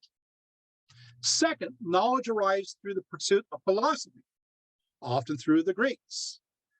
When pagan philosophy and the Jewish scriptures agree, he taught, both testify to a shared truth, both revealed by God. So Clement of Alexandria, who is considered Orthodox, he is considered, is one of the early church fathers, pagan thought and Jewish thought should connect together and should be used. So what does Athens have to do with Jerusalem? Everything from his perspective. Because Middle Platonism is used to articulate Christian ideas even to this day. You just didn't know it. He says, those who attain to understanding that truth is truth, whatever its origin, were understood as true Gnostics. True Gnostics. Clement tells how humanity is saved through God via the Logos, through a vertical movement established between a dark world of ignorance below and a light and perfect world of knowledge or gnosis above. Sin is equated directly with not evil, but simply ignorance, which in turn weighs one down into darkness. Clement applies the very same word that is translated as sin in the New Testament, and that's hamartia. Did you guys know that in the New Testament, whenever they use the word sin as pertaining to human nature, they don't use the word poneros, which means evil. They don't use the word kakos. They use the word hamartia, which simply means imperfection, missing the mark. All those Latin scholars, they don't know what they're talking about, but the Greek ones, they do. They're reading the word. It simply means, it's used the Iliad and the Odyssey. Basically, when you throw a spear and you miss, that's hamartia. You miss the mark. When you do evil is when you see where your target and you intentionally miss the mark. Then that's intention, and that's evil. And Paul talks about that. Does that make sense? There's a distinction, but original sin is actually original imperfection, hamartia, not evil, imperfection. But God will make you perfect. Does that make sense? The idea of the perfection. Oh, you see where Clement's going to go with this one? Yeah, Middle Platonism. So humanity must conform to the teachings of the Logos, as well as strive through body and mind to become more receptive to the agent of light and knowledge and truth. The effort to achieve the state of being, of readiness for the knowledge of God, is called apatheia. Doesn't mean you're apathetic. It means serenity of passion. You open yourself up. You make yourself vulnerable, like the petals of a flower, to receive the rain. Does that make sense? You open yourself up, and that vulnerability will then receive something, right? As a result of this effort to surrender, the soul becomes purified, going through catharsis, right? Which is the process of sanctification. The soul then opens enough to be filled with the truth, transforming the mind along with the body as the soul rises towards God, who is the nous, the mind, reaching the perfect, and so arriving at a state of deification, known as theosis. So the whole purpose, you see how this works. So it is, and this transformation is amazing. It's mysterious. It's ecstatic. It's Philo of Alexandria, right? Again, being echoed in Clement of Alexandria. This goes into Eastern mysticism, right? And of course, you're still going to have also these same ideas. Philo of Alexandria is important because he influences Clement of Alexandria. And Clement of Alexandria, of course, taught Origen of Alexandria, who actually connects to these ideas too. Another Christian writer.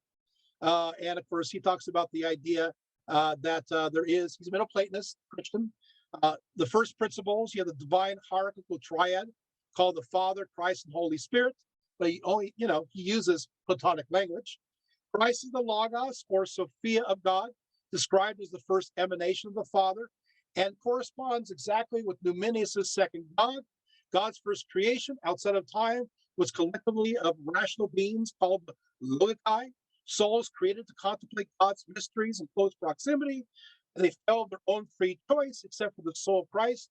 And of course, transmigration or restoration of all things is to happen.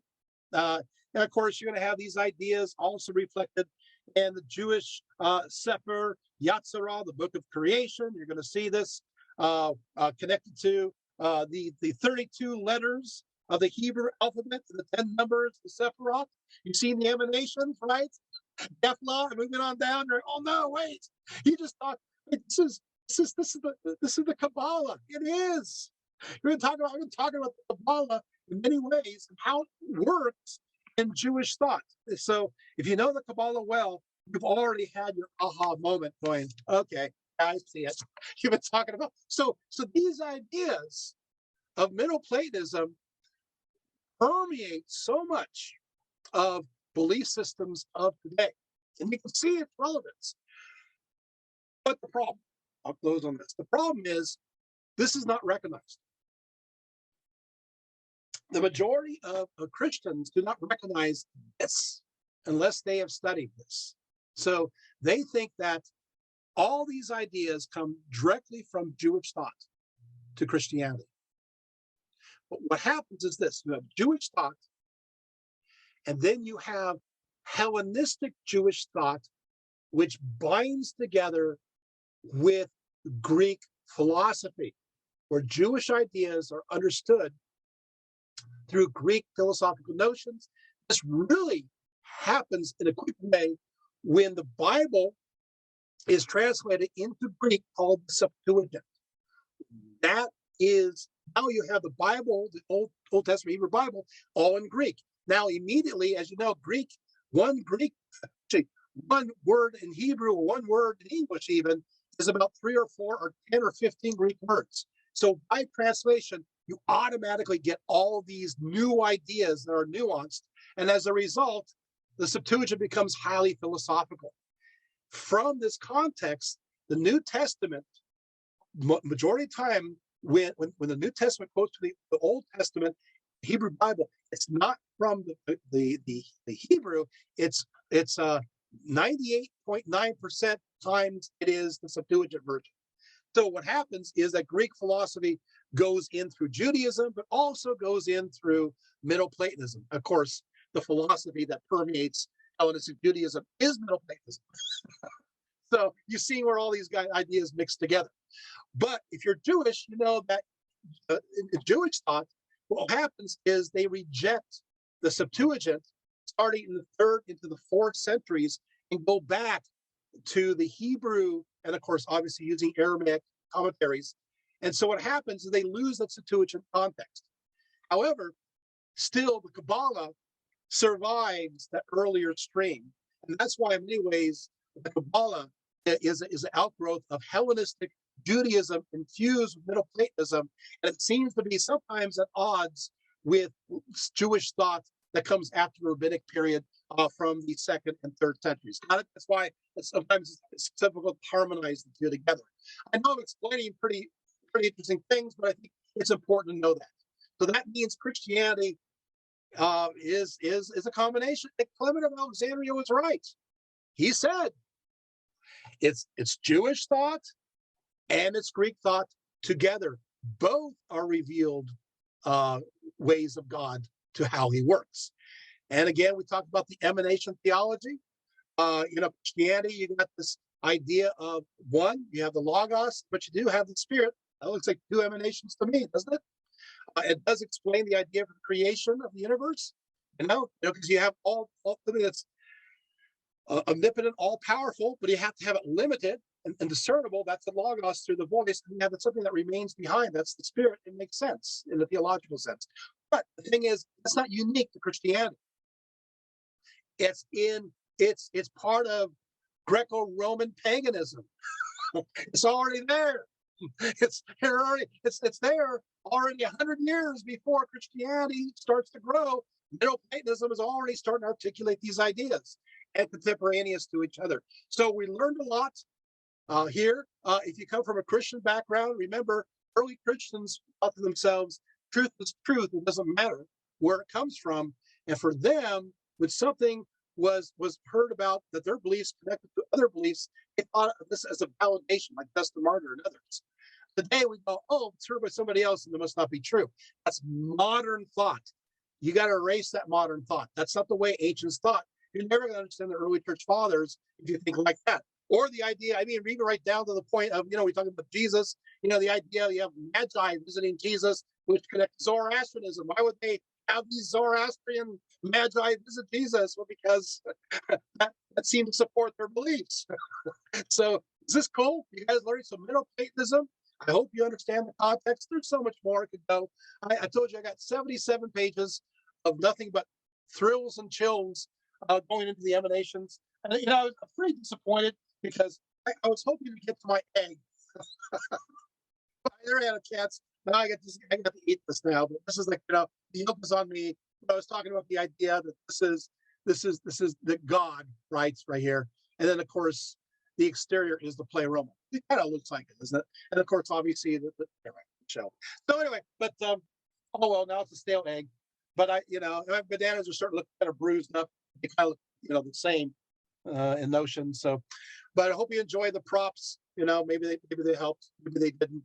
I'm going to go ahead and close it up and say that Middle Platonism still infuses so many of our ideas today, and there is no Neoplatonism without Middle Platonism, and there is no ideological renaissance without Neoplatonism, because the image of God is man, and as a result, we are all equal, and so we have, in a sense, God in us. Does that make sense? And so when we're creating, God is working through us directly as a creative principle.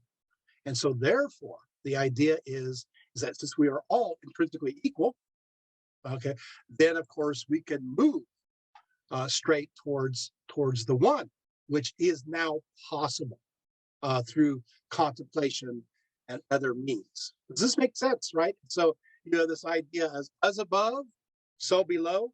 And if you come from a pagan tradition, you go, wow, this makes a lot of sense to you, right? Right? If you come from a Muslim tradition, you're going, wow, wait a second. Wait, Middle Platonism, Neoplatonism sounds like Rumi. It sure is. It's Rumi's ideas, because Rumi's ideas participate within the Platonic world. And so yes, so mystical Islam connects to these ideas. So we're not just talking about Christianity. We're not just talking about Judaism. We're talking about mystical Islam and ideas within certain aspects of Sufism. And these ideas also permeate other traditions as well. So a lot of Western esotericism is there too. So I hope you enjoyed this talk. We covered a lot. And even more materials. But thank you so much.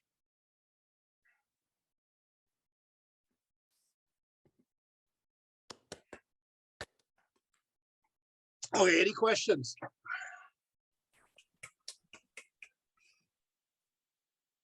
Oh, thank you. I'm glad you like the props. Kelly. Thank you, Thomas. Kelly says, Jordy P is like a Smurf, only instead of saying Smurf, he just says Logos for absolutely. Julia says, wonderful achievement. I once sent someone a 70-page email, but I haven't completed anything I wrote that was longer. Well, Julian, that's still pretty good. 70-page. Wow, 70-page email. Yeah. Well, I guess, yeah. I guess my achievement's pretty small. Yours is, yeah. Any other questions? Good. Oh, and we have got questions here. Okay, so did the Greek philosophers believe or disbelieve in astrology? And the answer is it depends on the Greek philosopher. In many cases, if they do see the astrology as connected to fate, In some cases, some will connect to a philosophical notion of the lower emanations connected to fate.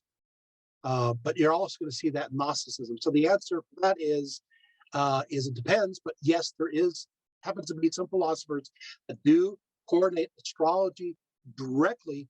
Iamblichus is one with their beliefs. That's Neoplatonism. But yes. Number two, has anyone made the connection between the Greek idea of becoming and the most sacred of Hebrew names, God, Yahweh? Its exact pronunciation has been lost, but which can be translated as becoming or change and derives from the Hebrew verb to be. Excellent, excellent. You know, the interesting thing is the answer is yes, they have.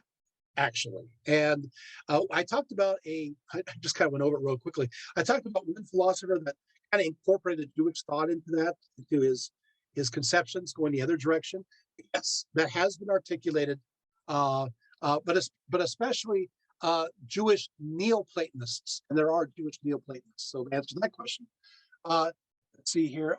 Has anyone made the connection between the Greek idea of becoming in the famous biblical verse where Moses is told by the Creator after inquiring of his nature, I am what I am, I was what I was, I will be what I will be.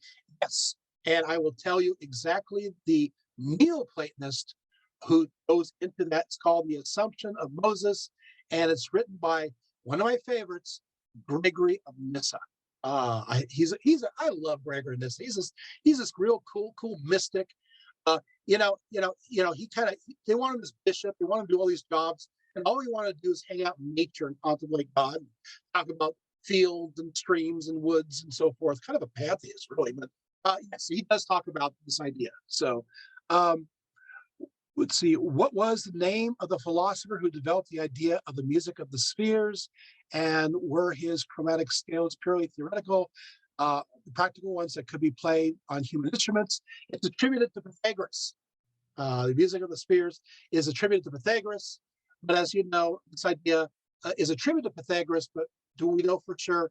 And that's a point of contention amongst many scholars. However, having said that, this idea of the musical of the spheres goes right into Middle Platonism, and it becomes systematic in Middle Platonism. So if you really want to know when it becomes systematic, it's under this particular system of understanding. Jackson's awesome lecture. Thank you. So informative and clear. Thank you, Jack. Kelly says there are a lot of correlations I noticed between some of the Neoplatonist thoughts on reality and Hinduism and Buddhism, where Neoplatonists inspired by regions from India as well. And, you know, I'm going to tell you this. Oh, wow, you brought this up. And the answer is yes, there is a confluence of ideas that are going from east to west, back and forth. You got the trade routes. And so you're going to have the same ideas that will appear in India that will also appear in the Mediterranean world. In fact, you have those called gymnosophists, who are Indic philosophers that used to go along these trade routes, and they are actually buried in places in Asia Minor and Greece with inscriptions. In fact, these Indic philosophers appear before Augustus Caesar and many of the other emperors, teaching their philosophy. There's a whole section of those who follow the Indic philosophy in Alexandria, Egypt. Yeah, I know. And there's even one Indic philosopher that burned himself alive at the Olympic Games before everybody, and everybody's writing about it. So yes, these ideas are all over the place and very popular. And I will just say one more thing as I'm peeling through some writings here, and that is, if I can get to it in time, here it is that there's a transitional figure between Middle Platonism and Neoplatonism. His name is Ammonius Saccas, and he was the teacher of Plotinus, the founder of Neoplatonism. Ammonius Saccas also is Sakyas, which of course is one of the ruling clans of India. Yeah, he grew up Gautama Buddha, right? He grew up in Alexandria, but he was part Indian. What? That's right. And he taught Plotinus. So not only do we have the influence, we have somebody who grew up in Alexandria who is part Indian, who is a transitional figure between Middle Platonism and Neoplatonism. Is that fascinating? So is there a connection? Yeah. You know, so yeah, Indian philosopher who's combining these ideas in Alexandria, and that's why Plotinus's ideas are also very connected to Indic ideas. So there it is.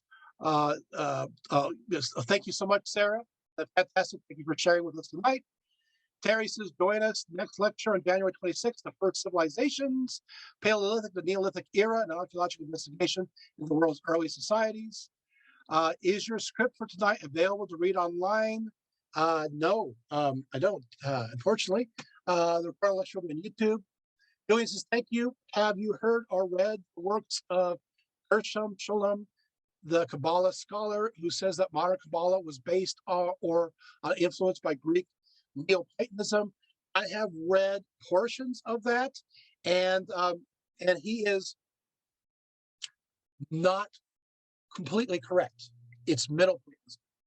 Everybody attributes it to Neoplatonism, but the thing is, if we take a look at the mystical writings of the Chariot and other mystical Jewish writings, they are not contemporaneous. The earlier of the Seforit, the first time they're mentioned, that's not contemporaneous to Neoplatonism.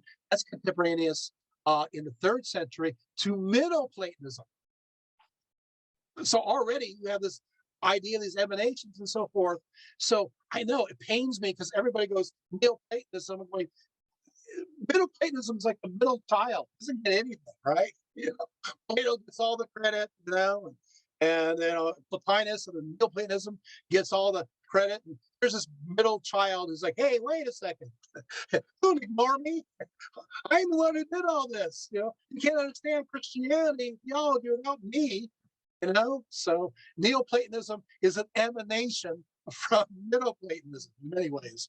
So yes, have you heard of came across Rabbi Hiscock's Ancient Aliens TV series, who says he has researched the Kabbalah's origins and found that Gershom Sholem was right, and also claims that there are 3 different Kabbalahs, including one lost to us, the Chariot mysticism? Well, guess what? There is a Chariot mysticism that is not lost to us. And I've done a talk connected to that on Hellenistic Judaism, which I probably should do. Hey, that's a good talk. And I can talk about Jewish Hellenistic, as a Judaism, and go into, it's also, I think I did talk about this. This is part of the origins of the Kabbalah, historical origins of the Kabbalah. But I go into this, that yes, but there are different forms of the Kabbalah, absolutely. But the one you mentioned, the Chariot one, mysticism, we do have some of those writings, but maybe they're talking about some other ones, and that's certainly absolutely possible. If possible, you should publish all the pages you prepared to spread this knowledge. Yes, Julie, you know what I really should do is there should be, I've been told this, there should be like a Cliff Notes, easy to follow abstract of Middle Platonism. It does not exist. There's only a handful of scholars that are in this area.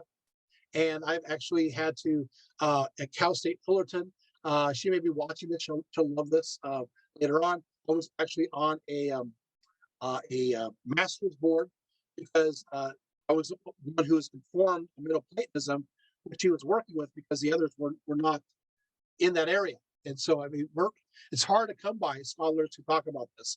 I would like to write maybe a short, maybe 77 page, I don't know, maybe a short booklet that would have a popular appeal that breaks it down to its essential points, because I think we lose a lot when we don't know this information, and I do, as opposed to using, eggs and bowls. I would like to draw my own charts and draw it all out of how everything works. Wouldn't that be fun? Okay, maybe just fun for me, but so when I have, all the time in the world, I'll do that. So maybe if I reach that point of of special knowledge where I can, understand it all from beginning to end simultaneously. I'll, be able to put that together. So yeah, but it would be fun to write a book on that. Any answer your questions? Is that good? All right. Oh, any links or any forms of Nostradamus? Yeah, I don't know connection between Nostradamus and Platonism. So that is out of my field. So I don't know. Well, thank you so much. All right. It's like a, I lost the words. I don't have words anymore. Thank you, Kelly. You have a good night too. A marathon, that's the word. Although you're at a loss for words, are you really? Well, the problem with a marathon is, hideous. The guy dies at the very end. Maybe it's because of the suit of armor. So I don't want to actually do that marathon. Because I don't want to, but maybe again, if I can focus upon the one, through looking at the beauty of all things and then go deeper, maybe I'll reach a happy realm at some point. I don't know where I'm going with this. So anyway, at the oneness and the end of all things and the positive thing. Thank you so much, Tamara. Thank you. It's wonderful having you. I will say, if there's no more questions, I will say good night. And I will thank you, Laurel. And next time we're going into the Paleolithic, Neolithic age and archaeology. Ooh, that sounds interesting. I'll see you then. Until then, have a good night.